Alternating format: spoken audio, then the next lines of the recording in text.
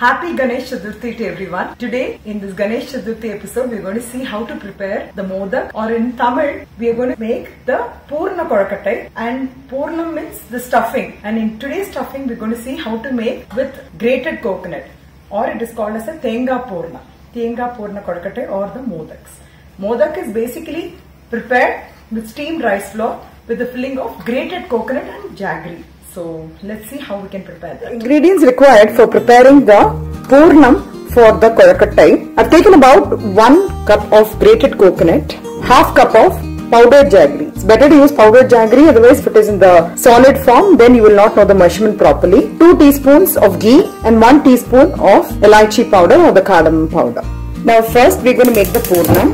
For that I am adding the jaggery. I will add 2 tablespoons of water to it, because if you add more water then you need to keep stirring it until this becomes solid. Let the jaggery melt in water and let it come to a bubbling consistency. Now I am going to filter the jaggery. Any kind of dust gets accumulated. After the jaggery is melted, I have done this. So it's always a good practice to filter it. So I am heating up the filtered jaggery. Once it starts bubbling, I'm just going to keep the gas in simmer and I'm going to add the grated coconut and mix it.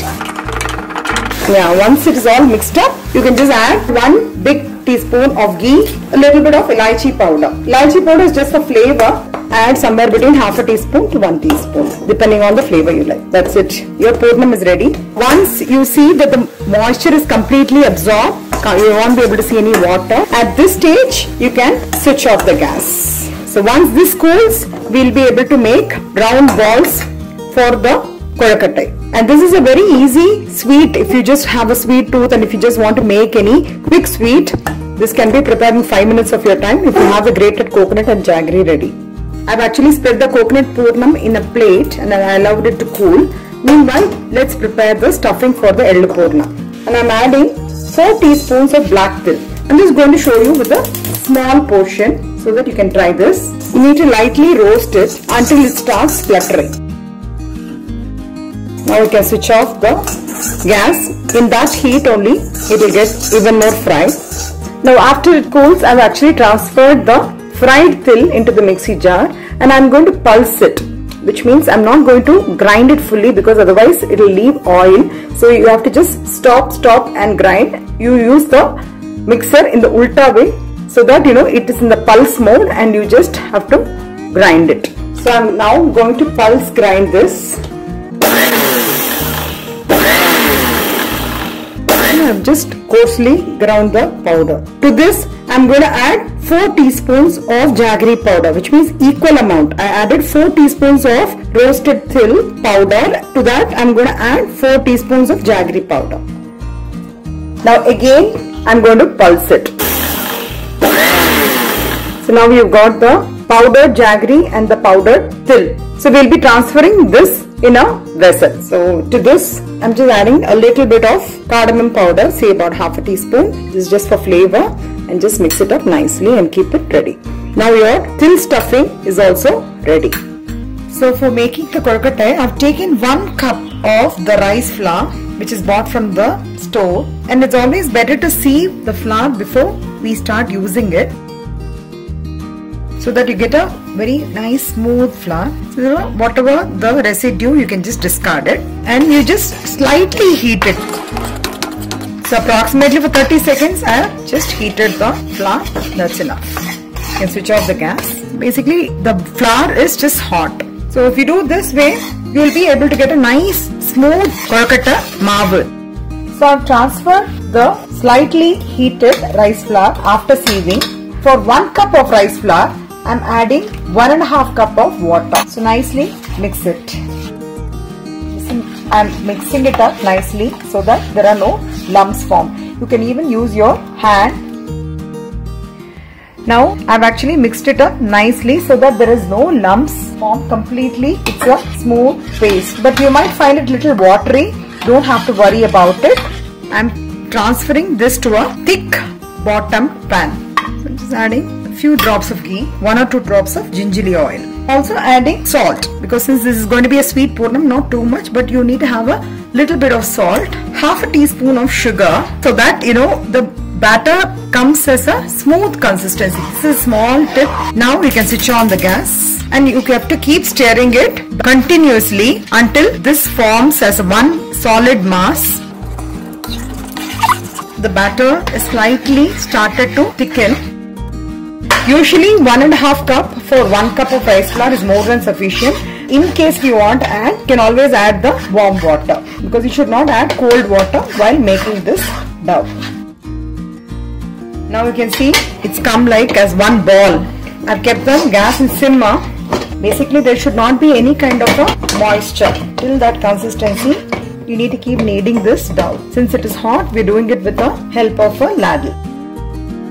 Absolutely there is no moisture at all. You can see. One tip which I want to share with you all is how will you know that the batter is done? So if you just touch with your clean hands and if you see, you will not be able to find any kinds of batter sticking to it. So it's completely dry. You can see that. So now you have to immediately transfer this into another bowl because with the heat also it will get dried up. I've actually transferred the dough from the vessel to this wet cloth because since it is very hot, we can use this technique to knead it nicely. You can knead it with your palms. So you will get a nice soft dough. These are the tips to get a nice soft dough because it is very hot. Otherwise you can use your palms itself. It's been about 5 minutes. I've been kneading it. Let's open and see. You can find a nice smooth dough. So keep it closed always until you start preparing it. You can see the dough is very soft without any cracks and you can see how nice and soft it is. Basically the technique which we used to put this dough in the wet cloth and knead it when it is hot. You knead it nicely how I showed you. If you do that, you will be able to press it as thin as possible. So this is a small tip which you can all try if you have not tried this method.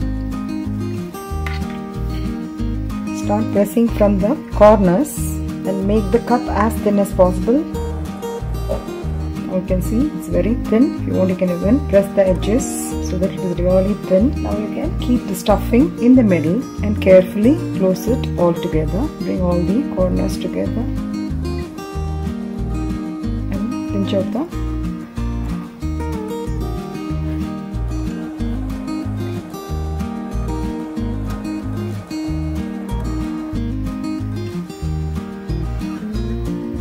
Similarly, do it for the remaining flour. So similarly for the Ellu Purnam, if you want to do it, so you can make a bigger Ellu Purnam. You can keep the Ellu mixture in the middle and then just fold it. This is very easy. You just keep it in the middle and you just have to fold it like this. So it's in the shape of a half moon. Carefully press the edges. Some people even fold it for giving a nice shape like this. So you'll be able to make a difference between the coconut one and also the sesame seeds one. But you need to steam it in the steamer. We're going to steam the prepared modak. For that I've taken a steamer. I'm not directly placing it on the steamer. I'm just going to keep a plate. Now let's steam in the cooker for about 10 minutes.